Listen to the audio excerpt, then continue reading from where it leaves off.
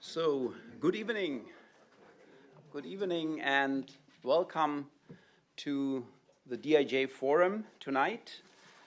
The German and the Japanese economies maneuvering in uncharted waters. Well, this DIJ forum is organized in cooperation with the Japan Association of Corporate Executives, or more people will know it under Keizai Doyukai. I'm very happy about this collaboration, and I specifically welcome the members of the Keizai Doyukai tonight. We also have two commentators, which I will briefly introduce. Of course, this DIJ forum would not be possible without our speakers, and I'm both very happy and also honored to welcome two outstanding economists as speakers of our event tonight. Monika Schnitzer, professor at the LMU in Munich, LMU Ludwig-Maximilians-Universität in Munich, and she's presently chair of the German Council of Economic Experts.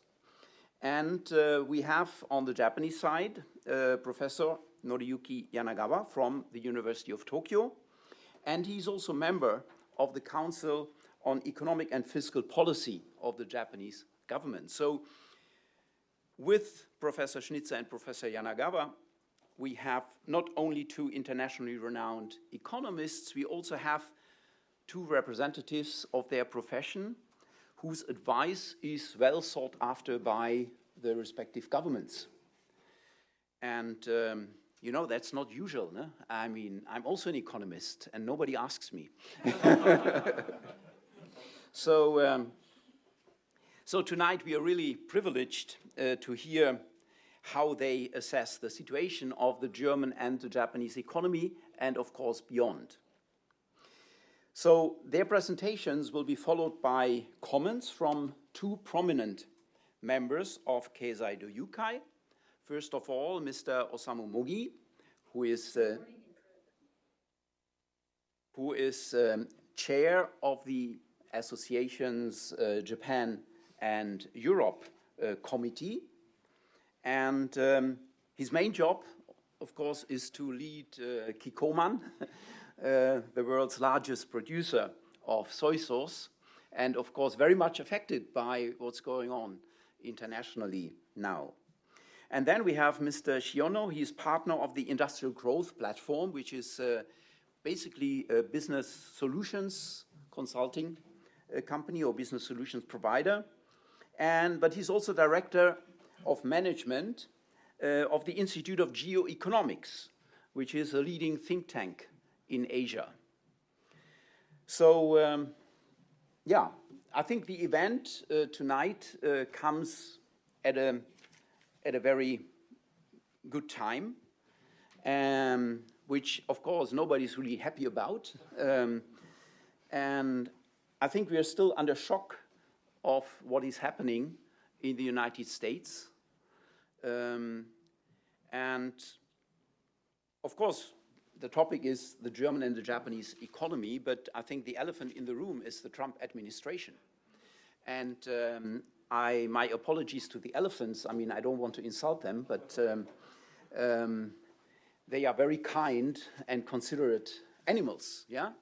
Which maybe doesn't apply to the people who now occupy the White House. I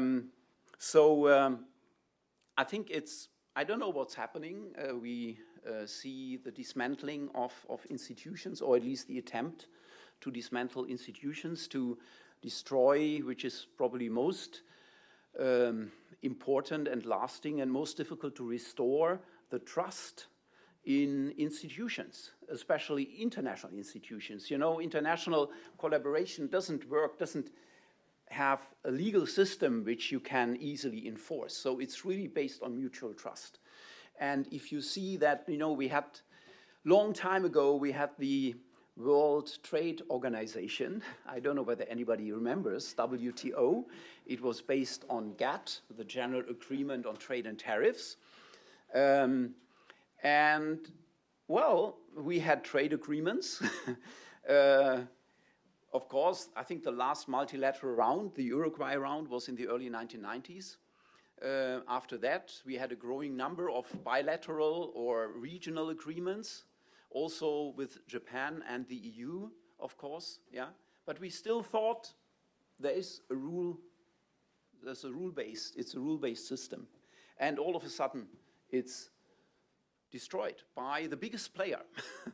Well, maybe the second biggest, if China, depending on how you count in China.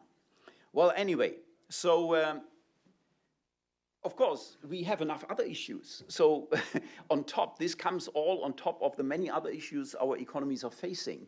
Demographics is, of course, a big issue for Germany and Japan, as is climate change, the digital transformation, yeah, and of course, our fiscal policy conditions, which don't seem fit for coping with all these challenges. So enough problems already, and then on top, we face this international disorder, yeah. Well, anyway, it's not me to talk about that.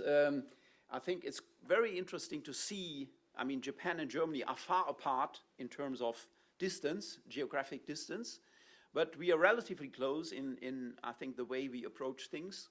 And of course, we also base our trust on the rule of law and institutions.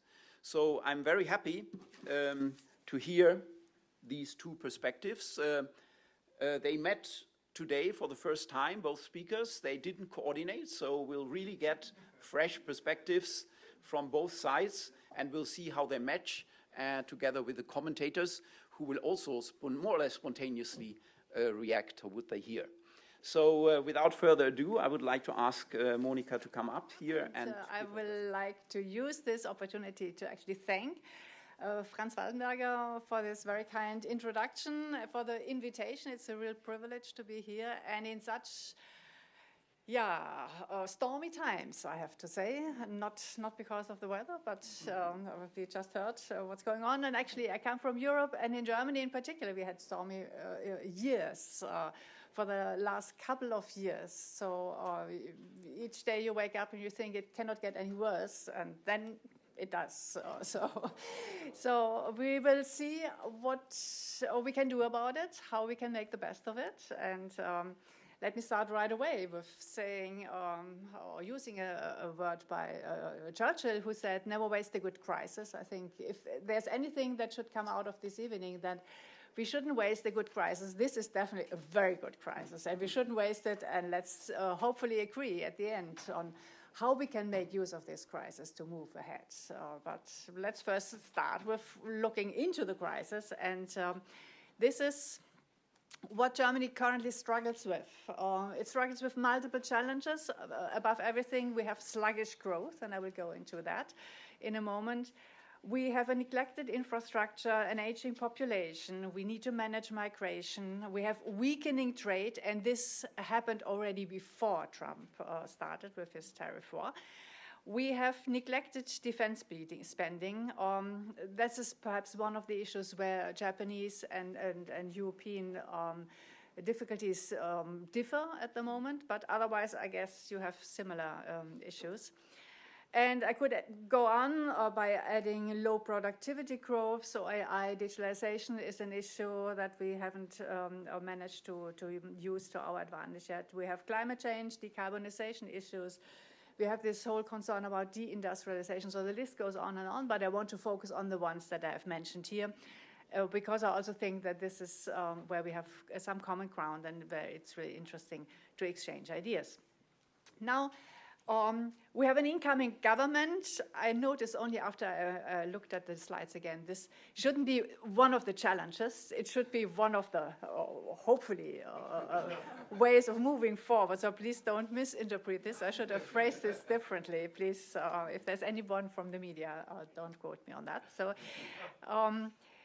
So the incoming government, I will explain later, has done one thing. It's actually still incoming in the sense it's not been officially elected. So the chancellor will be elected beginning of May, but the coming chancellor, most likely coming chancellor, has already negotiated with The coalition partner, which is the Social Democrats, the only available coalition party, if you may, has already agreed on a coalition agreement, on a contract. And even before doing that, they have already agreed on a constitutional reform of the debt brake. So you may have heard that Germany has imposed on itself a limit on how much deficit spending is possible. This is in the constitution, so in order to change this, you need to change the constitution. For this, you need a 2/3 majority. The incoming parliament doesn't have enough votes in the center of the parliament. So if you exclude the far right populist and the far left, then you don't have enough votes for getting a 2/3 majority, which is why the incoming government tried to change the constitution in order to reform the debt brake before the new parliament that was already elected actually starts taking up its work. They had a 30-day period to do that, and they used the 30 days, and they did make this reform. And as I will go along, I will tell you a bit more why this is important and how it will play out. The definite goal has to be to prioritize the financial maneuver room that they have created themselves now by doing this constitutional reform, to use it for future-oriented expenses and structural reforms, but I will talk more about this as I will continue. Okay, let's start with the sluggish growth. The Economies last year had this title, Is Germany Once Again the Sick Man of Europe? At the beginning of the 2000s, Germany was titled the Sick Man of Europe. Germany at that point had low growth, had huge unemployment, and the question was, is that again now a situation where Germany is in dire straits? And yes, actually what we see is that Germany has recorded the lowest cumulative growth in the euro area since 2019, so the year before the pandemic started. So for the last 5 years, we didn't have cumulative any growth at all. It's tiny, if it's positive, but tiny. So yes, of course, due to the pandemic, we had this huge downturn, then we had an increase again. And then we had the Ukrainian war, so Germany didn't get Russian gas anymore, and that definitely hit a lot. But then all the other countries increased their growth, and Germany is this line here. So it's basically not really above the previous level, and all the other countries are doing better, and the question is, why is that the case? So the question is also what you can do about it. Let me start with one ingredient. We have too little investment, and one part of this too little investment is we have too little investment in infrastructure. So I can show you this hole. This is a hole you find in many roads. You will find collapsing bridges. In Dresden, very famously, a bridge collapsed. In the Ruhrgebiet, bridges are collapsing. Or before they collapse, you actually simply close them, and then you have to take huge detours. You have trains that do not run on time. So I come here, and to my surprise, this is possible, not in Germany. So the anecdote I usually start with when I do this presentation in Germany is I don't need to show you numbers. I only tell you how late I was today when coming by train. Well, okay, this doesn't work here because here I'm in time. That's perfect. But the biggest delay I had on one of these occasions was we had a meeting with the CEO of the German railway and his board members, and I had counted in a delay of some maneuver of 2.5 hours, and the train was late by 3 hours. So I arrived half an hour late to this meeting with the CEO and the board members. They were very upset about this and felt very sorry. And then while we were having our meeting, then I looked at my smartphone and it said, "And your train back is cancelled." So this is Germany for you. If you haven't been there for a long time or have never been there, this is what Germany looks like. And of course, one of the problems is there was too little investment, so too little maintenance. I mean, you need to and the longer you delay, the less it works. So the more you need to do about it.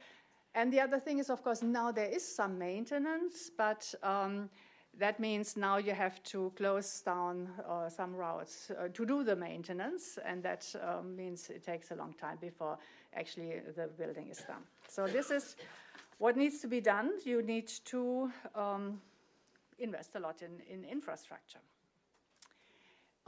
So here are numbers. So we see that this future-oriented public spending on infrastructure, on roads, on bridges, on railway, and so on, has been lower in Germany than it has been in the EU average, and this has been the case for decades. So you see the red line, and the red line gives you the numbers for the EU 27. You see the other line below, that's the EU 11, so the new members that joined the EU later. And all of them have spent more on average than Germany has for the last couple of years, and that is a problem. So now we have the constitutional change to the debt brake, which gives us now, I explained to you a moment ago, this now gives us funds, special funds for the infrastructure investment outside the debt brake. It also gives us money for defense, but I will come to that later.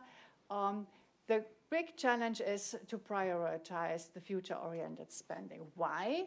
Well, it was not always the case that there was a lack of spending on infrastructure because we didn't have any money. It was also due to the case that the government didn't simply want to spend money on infrastructure, but rather on pensions. I will come to that in a moment. So on consumption, we would call it, not on investment, but on consumption. And here the trouble is really you have a political bias in a sense. So the government likes to spend money that helps the electorate. Now the electorate in Germany in the last election was 40% 60 years and older, and the remaining 60% were younger.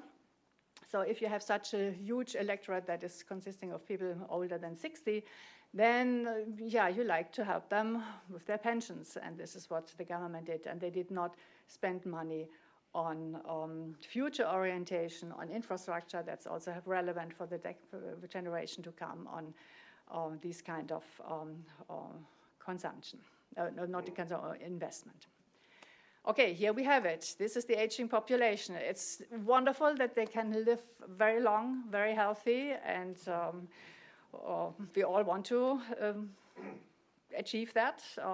Definitely I want to do and enjoy this myself. But the problem is that this makes us the aging men of Europe. We live longer, and at the same time we have less kids. So this generation treaty, which tells you, okay, you support the old age pensioners, and at the same time you raise the kids that will later on then support ourselves. This is not working if half of the equation is not fulfilled, namely you have too few kids, and this is definitely the case in Germany since the 70s already. Here we see that right now we have, for one pensioner or for one person above the age of 65, we have 3 people that are between 20 and 65, so the workforce, if you may. And this is going to increase to 1/2. So just 1 above 65 and 2, only 2 between 20 and 65. So the old age dependency ratio will increase.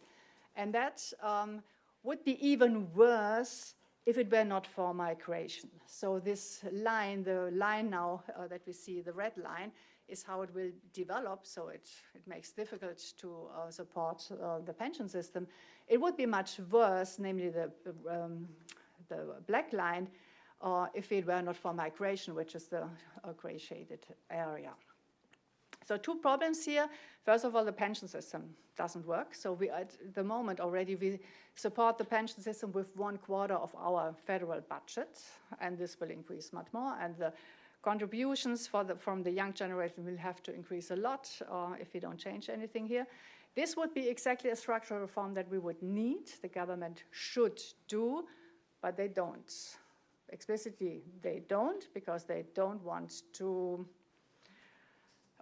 impose any burden on the pensioners. So this is a huge issue.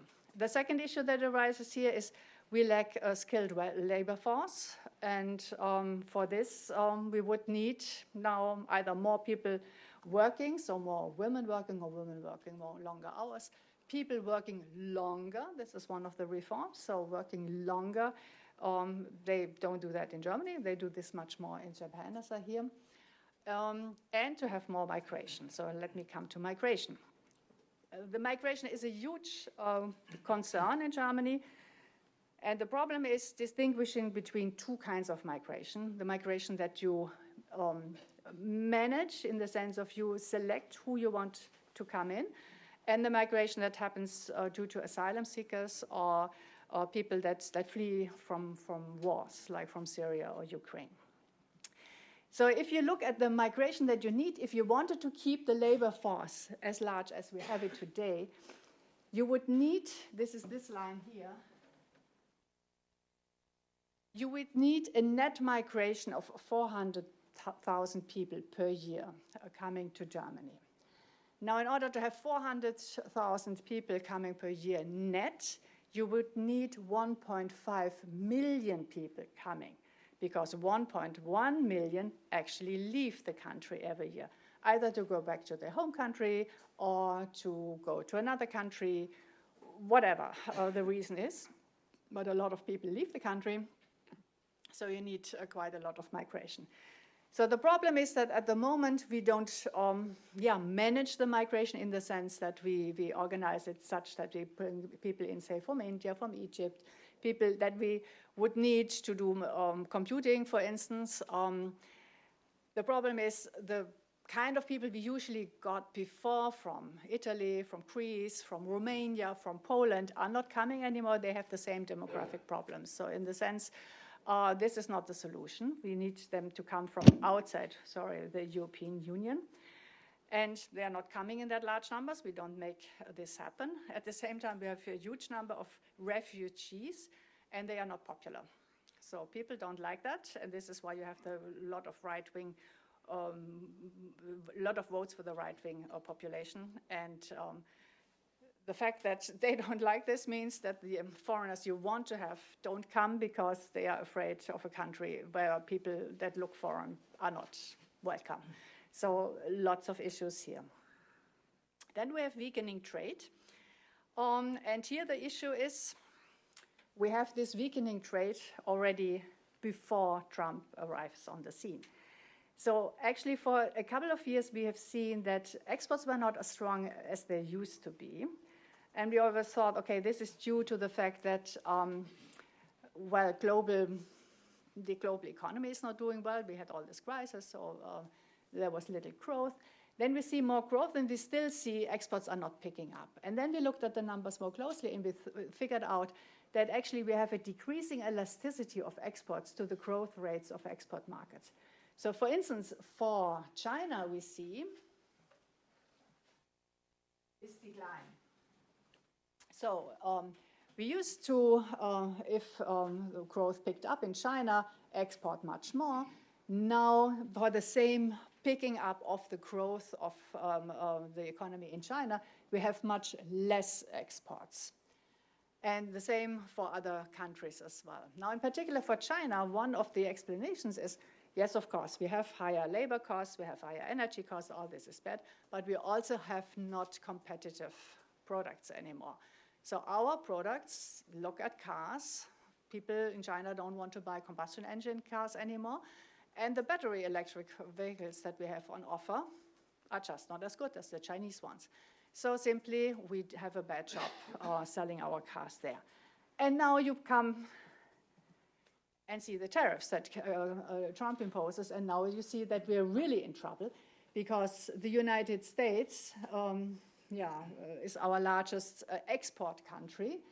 and we export much more to them than we import from them. This is exactly what he complains about. So number 1 for exports, number 3 for imports. And that shows you that we are in trouble if now Trump wants to eliminate this gap.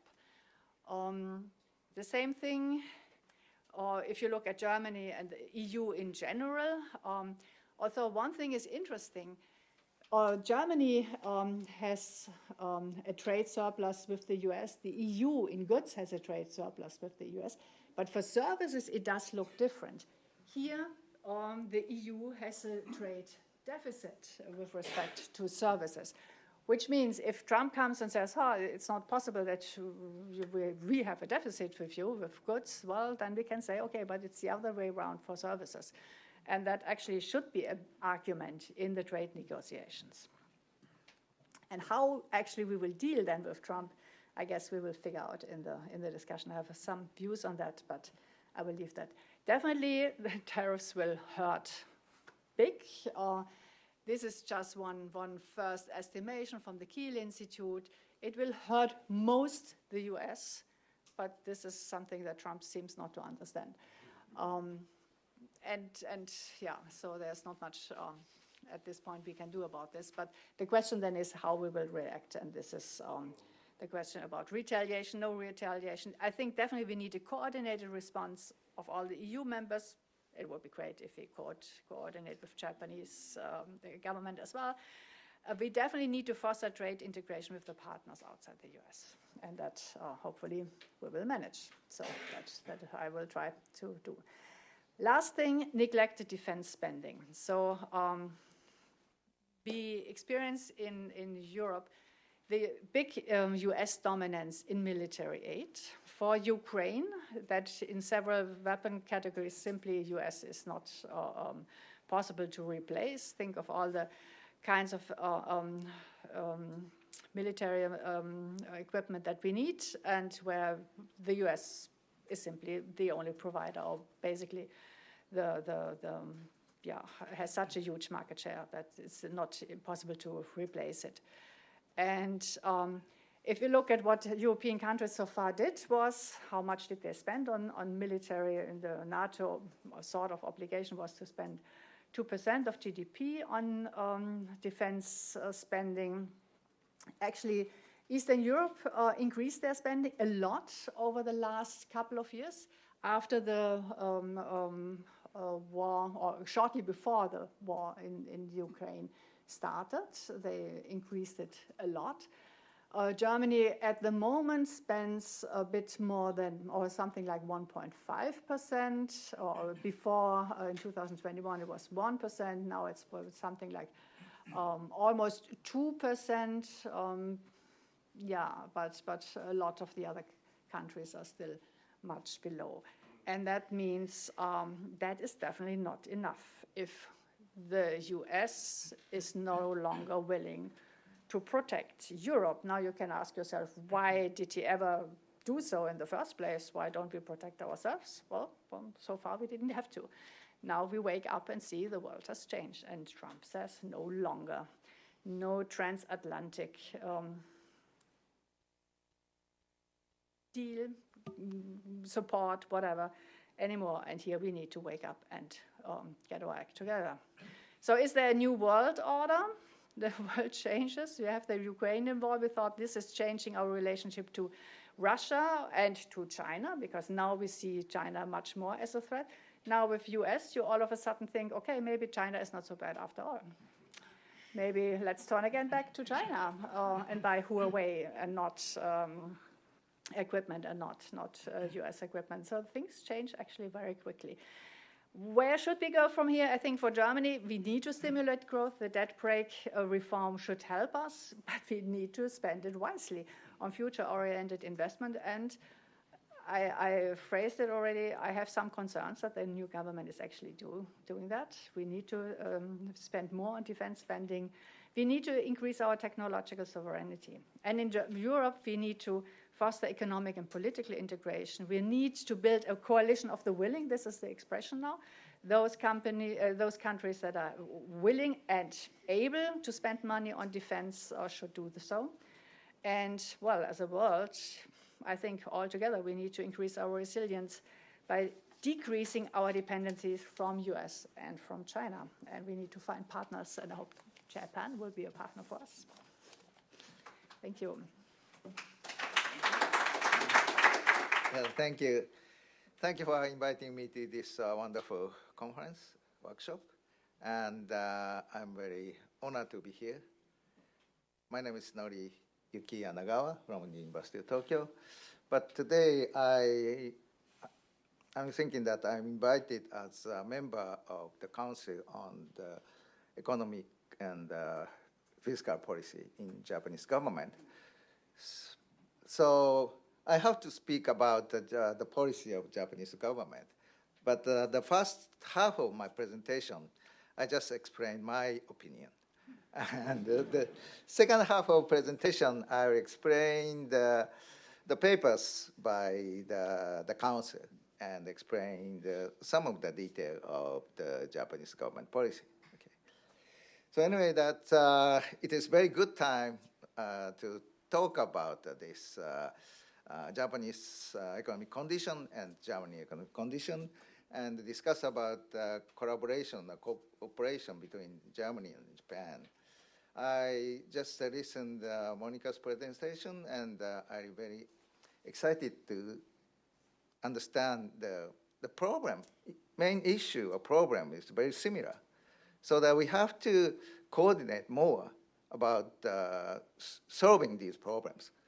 This collaboration of the Japanese government and Germany government is also important, but collaboration among the private companies or academia should be very important to solve these potential very difficult problems. So now I'm going to explain my opinion. And this is not exactly equal to the Japanese government's opinion, but the point is very similar. And I think this, we have four very difficult constraints or exogenous barriers Japanese economy is facing. The first one is, of course, tariff policy under the Trump administration. I'd like to explain very much about this issue, but its time is limited, so that I skip this point. But we have to think about more coordination or cooperation among the countries. So we have similar friendship among the Germany and Japan, so that we have to collaborate. So the trade kind of collaboration, so trade liberalization framework to discuss, to overcome this very difficult situation. And the second one is, this is very similar to Monika's presentation, that we have the population decline and aging society. So most of, as you know, that many of the Japanese program, facing Japanese economic problem is coming from this situation. So that if the Japanese economy is more young and not aging society, for example, the fiscal policy and social security program will be disappear. So that we are facing many different situations. So that I think that's the main issue or main big problem we are facing is coming from the aging society. So that's this. We don't have exact very good solution, but we are facing the population decline. So this is a main constraint. And third one is related to the second point. Is now we are facing the labor shortage and supply constraint. This is main issue now we are facing, exactly now. So many of the companies, in Japanese companies, are facing labor shortage. It's very difficult to hire the new good person, new workers. So that's every company facing this supply shortage. So I'll explain later, but if we facing the supply constraint, so this situation is clearly different from the economy which facing the excess supply or some of the less, so the demand shortage. You know, that's most of the Keynesian policy, fiscal policy or monetary policy has aimed to stimulate aggregate demand. You know. Then stimulation of aggregate demand may make more higher GDP or higher economic growth rate. But now we are facing that constraint of aggregate supply. If we are facing the aggregate labor supply or aggregate capacity constraint, stimulation of the demand side would be harmful for the economy. You know, for example, very simple example. So now we are facing the lack of taxis. You know, that's almost Japanese people know that, so we cannot use the Uber or something, so that we have to use the taxis. And if the demand is not so big, so that we are facing so many empty taxis. So we can easily catch the taxi driver. In that case, subsidy to usage of taxi is very useful for the total economy. If I can ride the taxi, use a taxi by very small money, so that I can use the taxi so much. And the taxi driver can get higher money, and they will pay more consumption. So this is the positive feedback to the total economy. But now we are facing the shortage of the taxi usage. So in that case, if Japanese government subsidize the usage of taxis, then what happened? So more people want to use the taxi. So it's much more difficult to get the taxi. And in that case, some persons more eager to use a taxi, more urgent to use a taxi. For example, my friend some kind of very serious problem of the health, then he has to use taxi very urgently. But the stimulation of taxi demand is make more difficult to catch up the taxi. So this is the total damage to the economy, you know. In that, this is a very simple example, but we are facing that kind of situation. So stimulating the aggregate demand, it would be harmful to the economy. But it is difficult to change the policy directions. So most of the policy will be aimed to stimulate aggregate demand. So now we have to change the policy situation, or policy some kind of main point or main doctrine of the Japanese government policy. So I will explain that point later. So the first point is, of course, you know very well. So the generative AI and the digital technology, the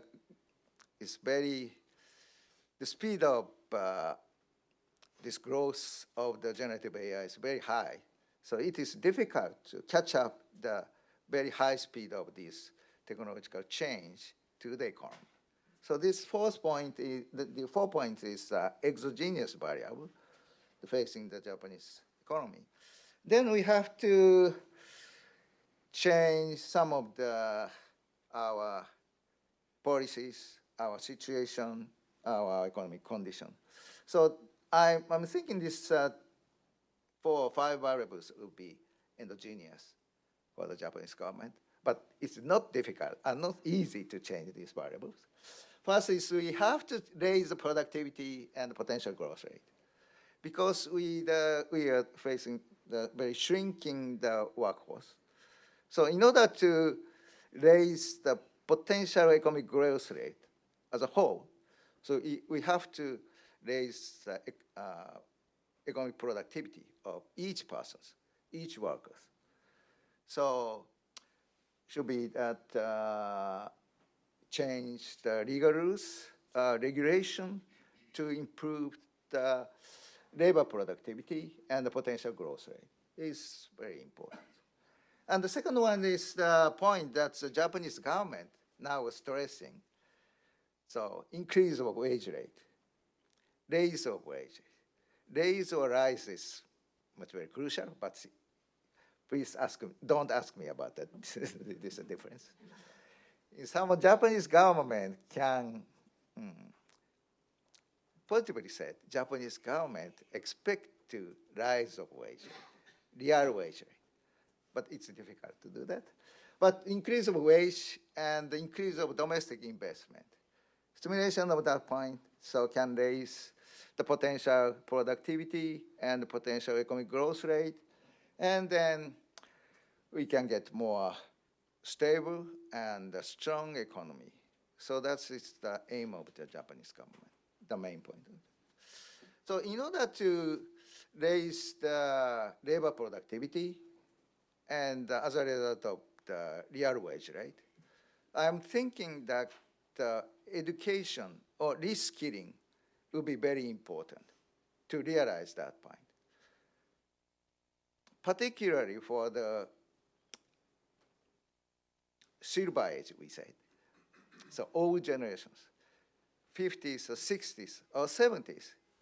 So they have a very strong motivation to keep working. But they have not so, they don't have not appropriate skills to continue their working. So in order to help their motivation, we have to promote reskilling and promoting the human capital investment to the peoples or all generations. That could be, I'm stressing these kind of policies important. And of course, totally, as I said, social security reform and the fiscal sustainability is very tough, but very important problem for Japanese society. So because we are facing an aging society, so the social security reform is not so easy problem, but we have to do that. So how to do that? It's much depend on the political situation. And as you know that we are now facing very political unstable situation. So that's facing very difficult time, but we have to push the social security reform and the reskilling, raise the productivity, and raise the potential growth rate. So by raising the potential economic growth rate, we can relax the total supply constraint. So that will be the solution to the Japanese government, I think. So this is my opinion, but I'm expert member of Council of Economic Fiscal Policy, Keizai Zaisei Shimon Kaigi. Most of you know about the detail of the members, but key point is the chairman of this council is the Prime Minister, Ishiba-san. And members, most of members are cabinet members. And additionally, so this council have the 4 experts. So this is Minkangin, the private persons. So one of the expert members is me. So as I attending this council as a professor of University Tokyo. So the chairman is the prime minister's chairman is very crucial for this understanding this council. So this means determination of this council is the determination of prime minister. So this council is not just advisory board, not just third party, the aggregation of third party opinion. This is the very formal determination of Japanese government. So this this point has the positive side and the negative side. The positive side is if I can push some of the policy in this council and can realize and can determine the realization of this policy, then this is the formal, a kind of formal determination of the Japanese government. So this has a strong power to push this policy. But on the other hand, this means that Japanese government or Japanese prime minister hesitate to exact for such a strong policy by the formal statement, because this become a Japanese formal determination. So, honestly speaking, my presentation, my opinion, in some sense is very limited, because this is the formal process of Japanese government. So that's, in some sense, there is political negotiation within the council. So that's, this is a very typical situation in Japan. So that's, so the role of council. This is the formal statement. You can see on the homepage of Japanese government. So that's, in some sense, of this. So that second half of this presentation, I briefly explained the experts paper on April 10th. So every meeting of the council, so experts members, 4 experts members, submit the paper to the council and showing the opinions to the direction of the policies. So that I'll explain very briefly about this point, this paper on April 4th, 10th. So that's first, that the current economic context is just similar to, as I said, the Japanese facing long-term structural issues, population decline and aging society, and there is global uncertainty.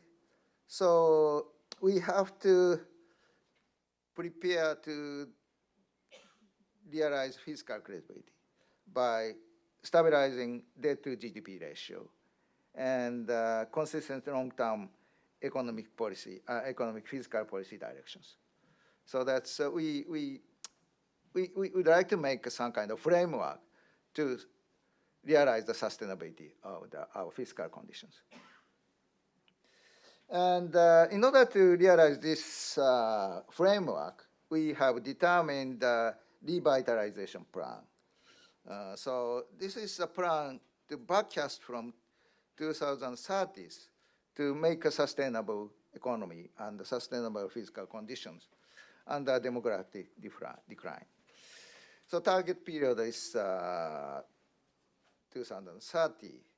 And in order to make more sustainable economic conditions, but flexible response to inflation and volatility, and aim for wage and investment-driven growth model. So this is just very similar to just I explained that. There is a wage rate. There is the investment. This point may have a positive feedback to the total economy. And we would like to realize a very good cycle, wage rate, investment, and economic conditions. And by doing that, we would like to realize the fiscal improvement. So in order to boosting the potential growth and so our target is more than 1% of real economic growth rate in order to sustain this Japanese society. So this is a necessary condition. Not necessary. I'm thinking this is a necessary condition. But in this declining population economy, 1% economic growth rate is very tough target to realize. So in order to realize this point, we have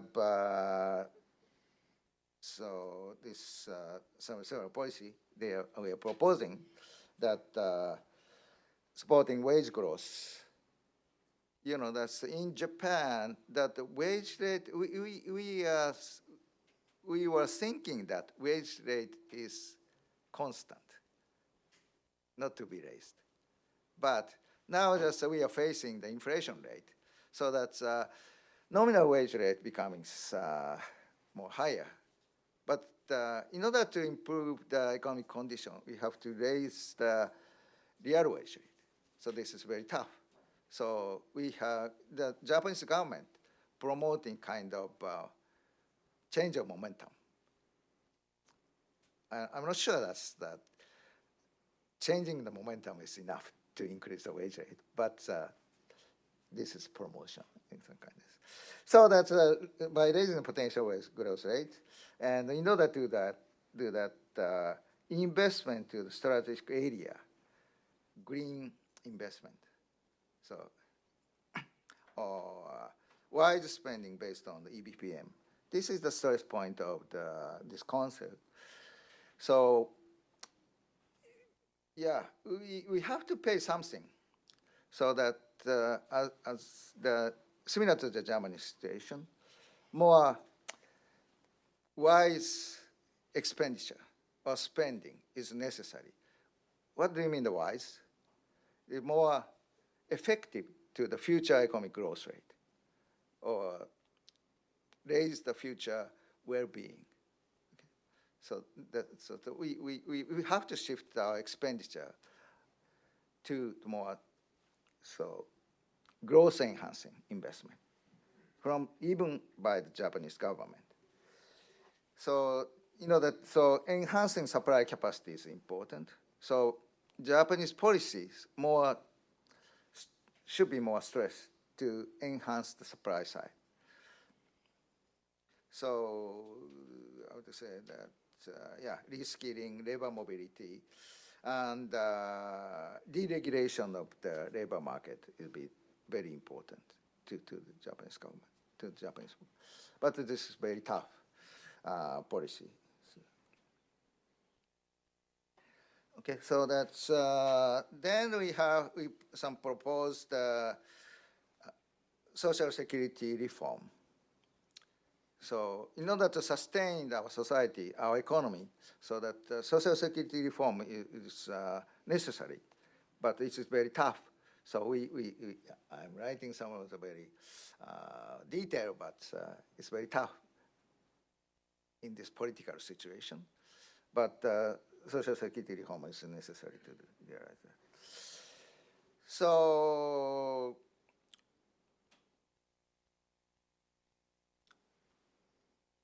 I have no time to explain the detail about the social security reform measures, but using the digital technology or AI to the public sector will be necessary, and some kind of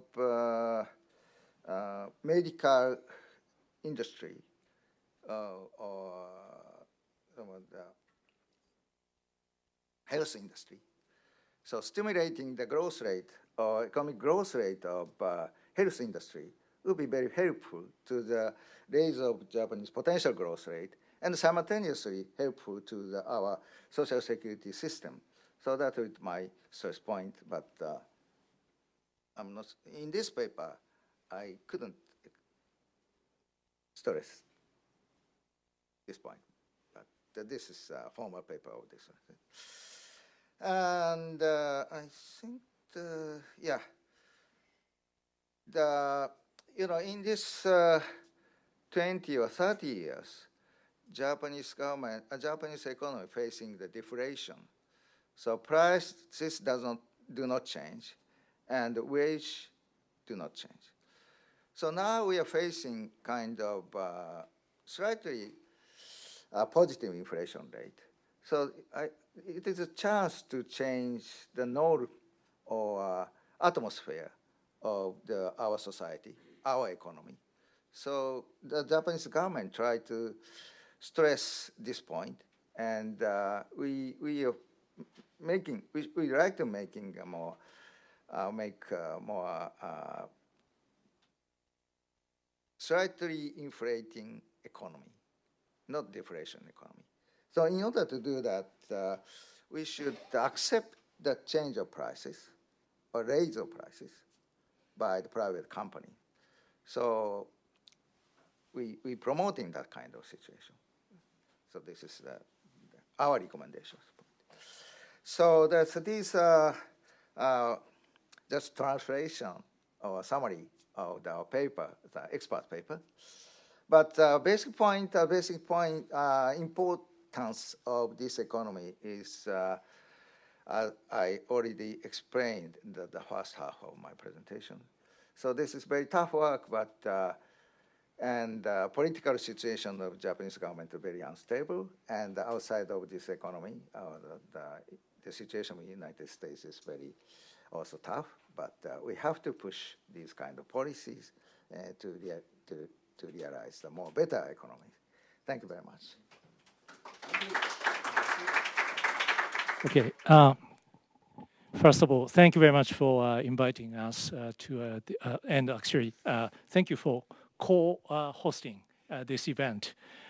And, at first I thought about making a brief comment, on the, several issues covered by two presenters. However, that I found out one very, important issue lies, between Japan and Germany, which is future-oriented investment, which was mentioned by Monika. So I'd like to make a brief comment on that. And Monika spoke about future-oriented public spending. And lately, I've been feeling that this future orientation is precisely what Japan lacks the most. In fact, this is not just a problem for Japan. It's something we've seen across the globe.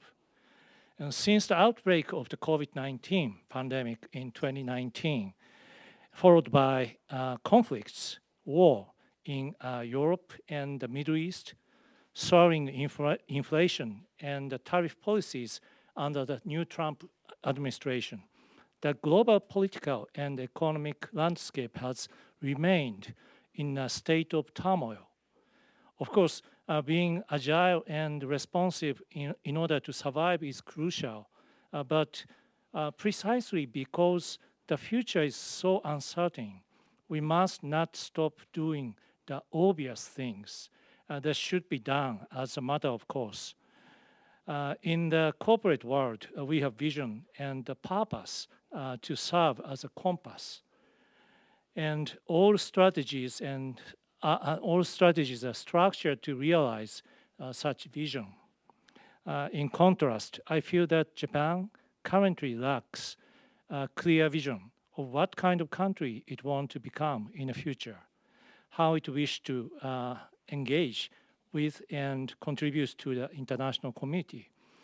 So each individual policy may be carefully designed, but it seems that policymakers are too preoccupied with responding to one social issue after another.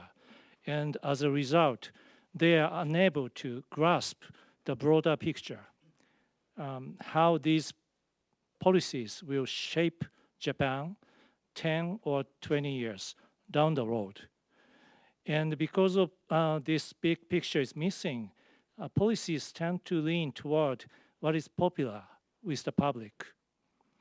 Reforms that involve real pain are delayed, and nationalism spreads, and populist party gain traction. I believe this is the environment we now find ourselves in. So, as I said, I don't have any solution for this, but how can we change this trajectory? A wise person like you two could give us some suggestion. That's what I want to hear.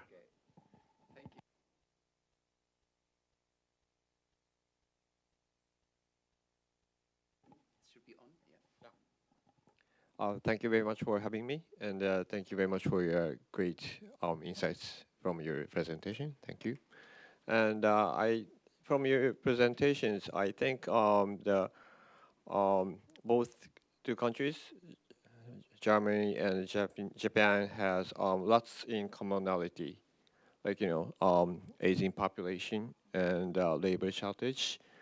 And I think what I'm really interested in knowing that because of Trump's tariffs, um, is there the distance between China and our countries? I mean, like Germany and Japan, and distance from U.S. will be changed or not from the governmental policy side and from the business environment. That's what I want to know right now. Yeah, thank you. Wow. Yeah, well, thank you very much. So maybe a first response from your side to these comments, but you may also respond to, of course, Nori's presentation and vice versa. Yeah, Monika, you want to? Okay. So thanks a lot for these comments. Actually, I couldn't agree more. So in particular, as you started in saying we lack a vision, actually that is exactly what I've been telling not just politicians, but also companies for quite some time. We are stuck in this old way of doing business, which in Germany means manufacturing cars, building very good cars, but we're not doing it anymore.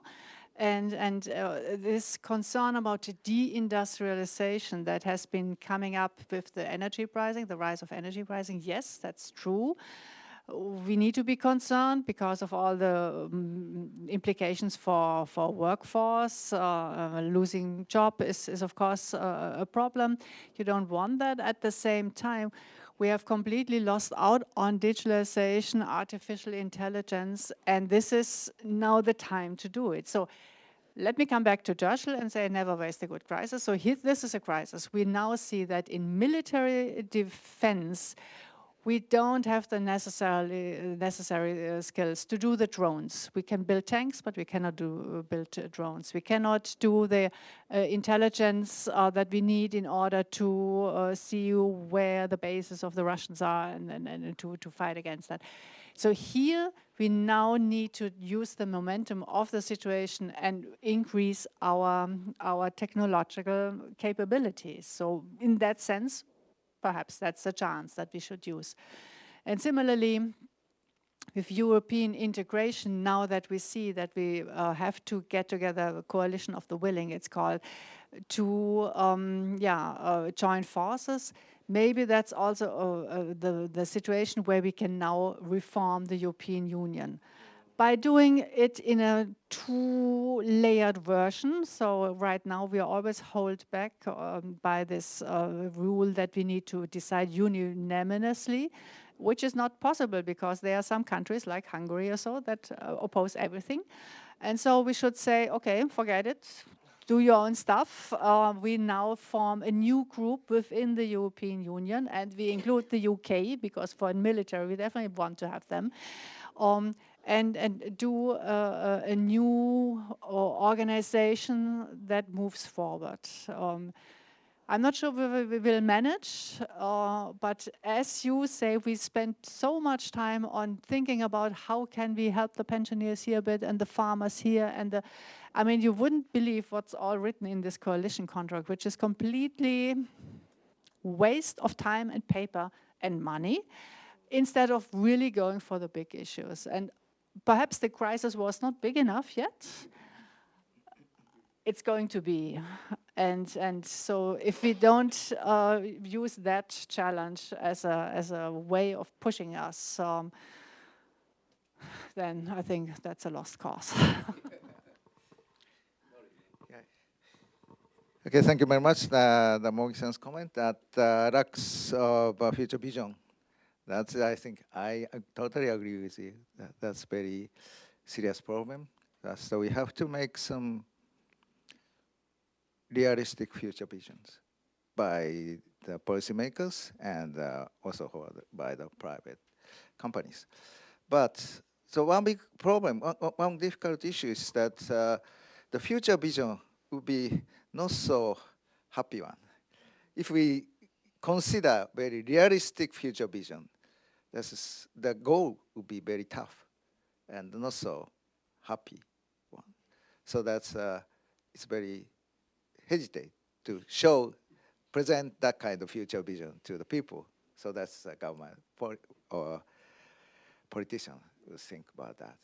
But we have to show some kind of more realistic, but not so bad future vision will be necessary. So to convince that kind of future vision to the people will be our duty.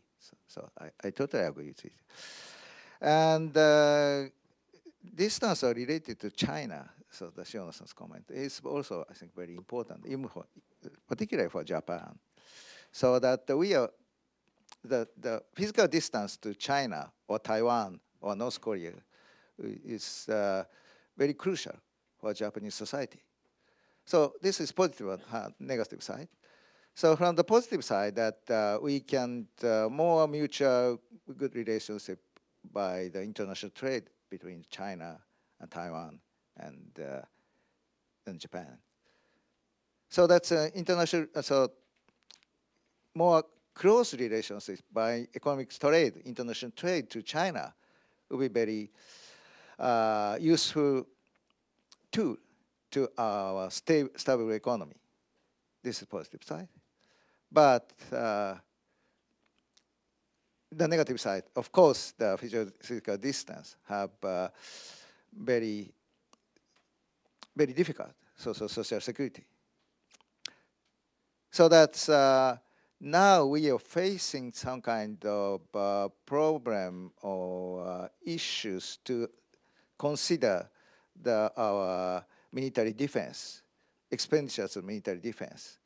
So that's mainly the geographic. So it's difficult to explain, but this geographic condition will be very, very effective to our military conditions. So in that sense, the relationship with China or the Asian countries, a very important point for Japanese economy or Japanese policies. And I just comment to your presentation that you stressed the kind of neglected infrastructure. So even for Japanese economy, the infrastructure, so the old infrastructure is very crucial. So, but in order to sustain the old infrastructures, we have to pay so big money to sustain the infrastructure. So we are shrinking the economy. So how much we sustain this infrastructure will be a very crucial point for this economy or the fiscal economic conditions. And the second point is the migration. So that's it's a very big difference between Germany and Japan is the degree of migration, I think. So in Japan, this is not so serious problem, but many of the foreigners said to Japanese government that because we are shrinking economy, so it is better to stimulate the migration to increase our population. So, but of course, there is a big potential problem by the migrations. So that's we should learn from Germany to how to manage the migration or something like that. So yeah. You learn how not to do it. Yes. Oh, that might be a solution. Yeah, but anyway, that I would like to know your experience. Yeah. Thank you very much. I would like to pick up two more points here. First, the question about China once more. I think that's really interesting. So a year ago, or let's say after Russia started the war against Ukraine, I changed my view on China and said, okay, if this is going to happen, if Putin is so irrational in a way, so going against Ukraine is not in his own economic interest, I would have said. And so if he thinks that's the way to go and he wins so much politically, then actually most likely she is similar. So I also started reinterpreting she's behavior, and I thought, okay, that can be a very dangerous development there. And so we should become less dependent on China, reorient our exports, because that could be the next imminent danger, in particular if China goes against Taiwan, which I think becomes more and more likely. Now, after seeing what Trump is doing, I would say, okay, US is also not to be trusted. And we saw in the graphs here, in the numbers, that we are dependent both on US and China. And before we thought, okay, but at least US is our friend. Well, not anymore. And also this whole thinking of friends with states is actually nonsense. We can be friends as people, but not as states. I think that's a romantic way of seeing things. We should be more serious about that, more rational. And so now I think we should play them out against each other. So we should talk to Russia, sorry, not to Russia, to China, and say, okay, we'll do business.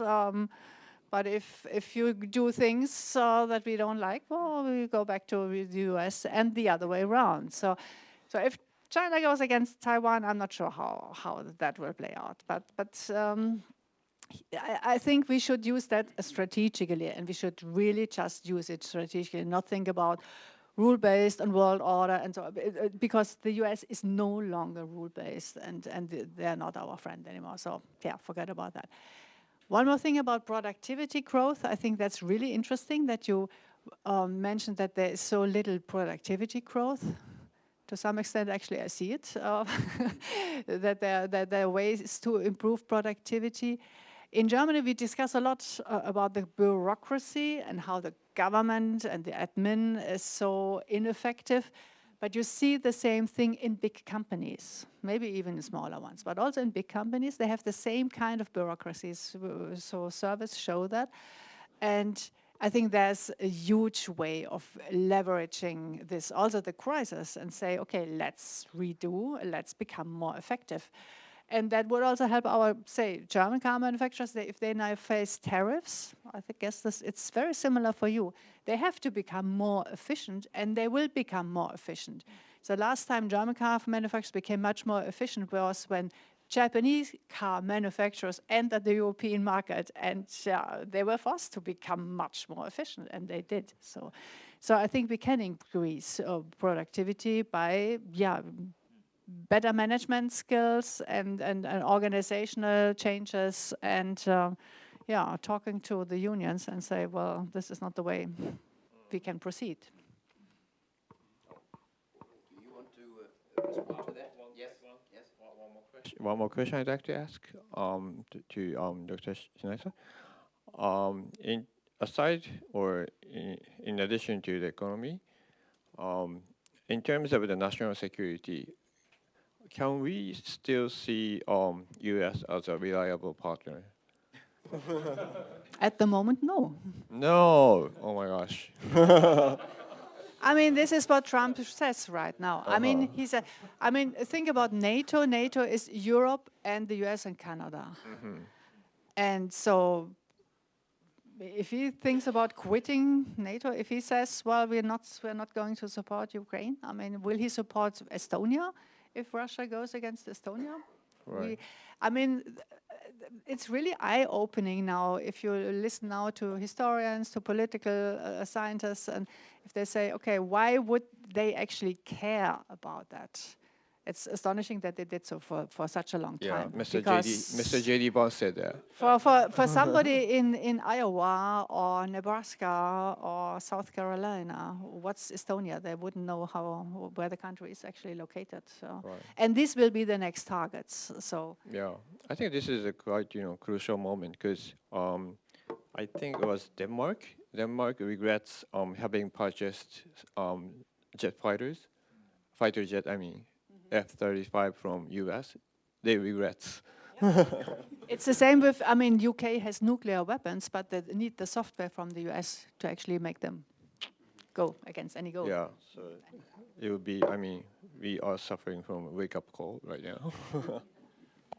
Yeah, sure, please, Actually, one of the bigger issue both of you didn't cover was that energy issue. And both country has a slightly different situation, but in Germany, of course, energy issue, energy shortage is one of the bigger issue to suppress the economy itself. And in Japan too, I mean that now those nuclear power reactors starts to opened, but that we still have very strong negative feeling against nuclear power. So and also it's ideal, if we could achieve significant amount of electricity supply by renewable energy source, but it's still difficult because in Germany I understand that you need to build infrastructure to send the electricity from like a northern part of Germany to southern part where the most industry reside. So having this kind of similar problem, can we cooperate?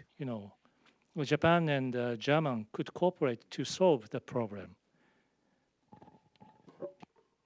I think that the approaches are just very different. My understanding is you still rely a lot on nuclear power, not on renewables, and the German way has been to go very much in the direction of renewables. And personally, I think it's the right way. Why?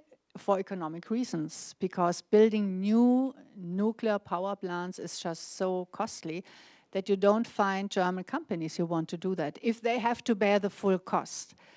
And it's not clear why the government should bear the cost if there's cheaper resources available. And renewables are, the production of renewables is much cheaper. The question, well, the only problem, only in parentheses, the only problem is how to store. Well, a lot of storage has been built now. The real problem right now is to build the grid so that you can actually connect them. So the larger problem right now for the larger risk for power outage is now not that you have too little renewable, but that you have too much renewable and you cannot turn off the plants that are connected to them. So this is what you have to do. You have to do a lot more smart energy production that you can turn off actually. And so this investment has to be done.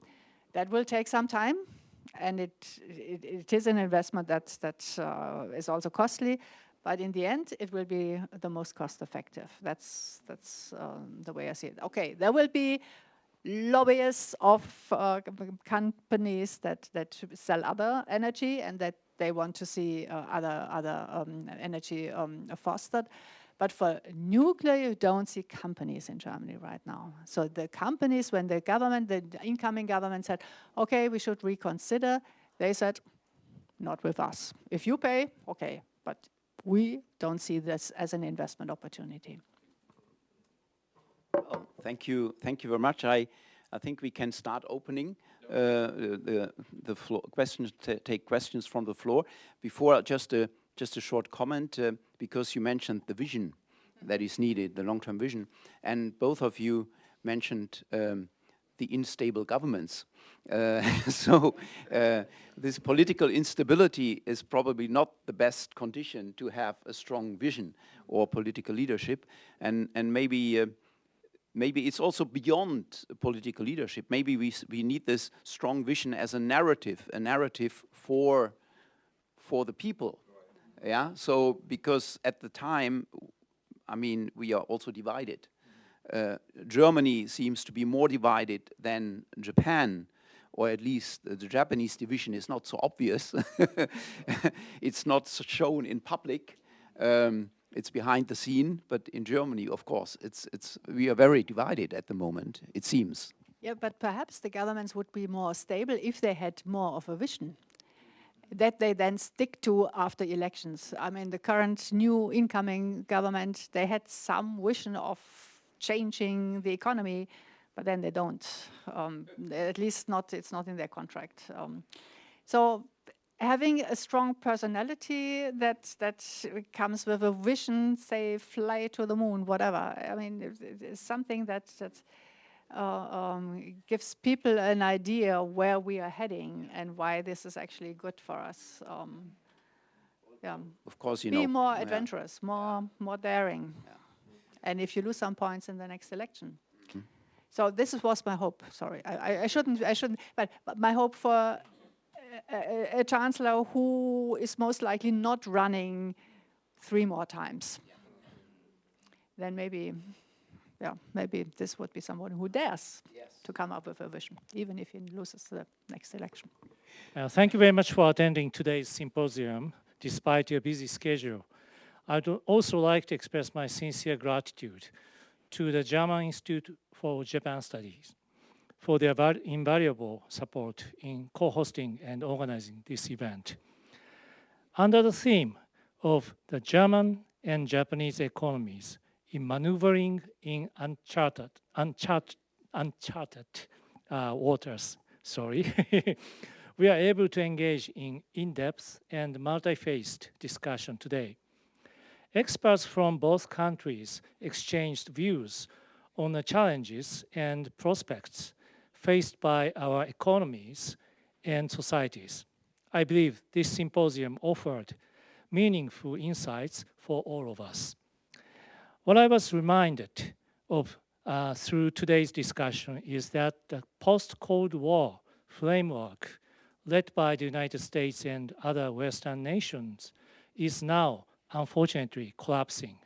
And in this increasingly unpredictable environment, strengthening these ties between Japan and Europe, particularly Germany, is not only essential for safeguarding our respective national interests, but also for ensuring the stability of the international order.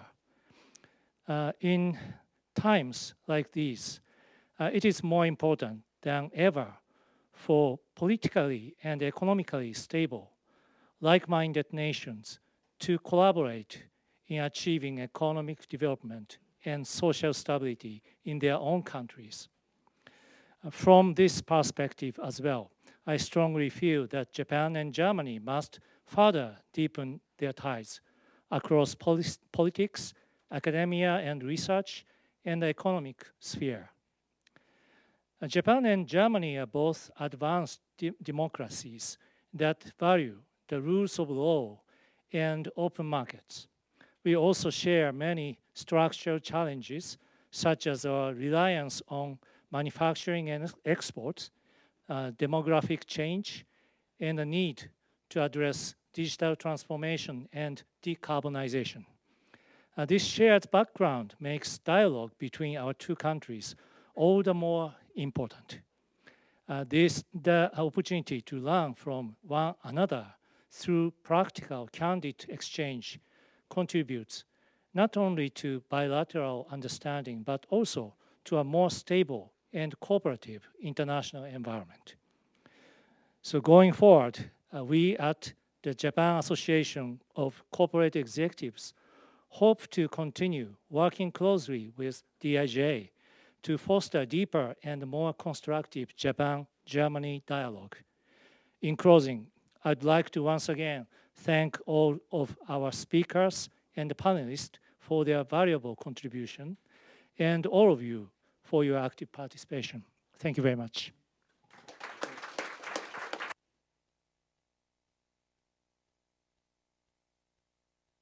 Thank you very much. And we need a little time to make space in the back.